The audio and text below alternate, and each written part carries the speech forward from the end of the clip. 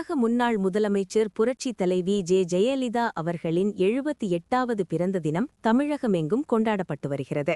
அதன் ஒரு பகுதியாக திருவாரூர் மாவட்டத்தில் திருவாரூர் நகர அதிமுக சார்பாக புதிய பேருந்து நிலையம் அருகில் திருவாரூர் அதிமுக நகரச் செயலாளர் டி மூர்த்தி தலைமையில் புரட்சித் தலைவி ஜெயலலிதா திரு உருவப் படத்திற்கு மலர் தூவி மாலை அணிவித்தும், புதுத்தெரு பகுதியில் உள்ள புரட்சித் தலைவி அம்மா மற்றும் புரட்சித் தலைவர் எம்ஜிஆர் திருவுருவ சிலைகளுக்கு மாலை அணிவித்து மரியாதை செய்யப்பட்டது. தொடர்ந்து இனிப்புகள் மற்றும் ஏழை எளிய மக்களுக்கு அன்னதானம் வழங்கப்பட்டது.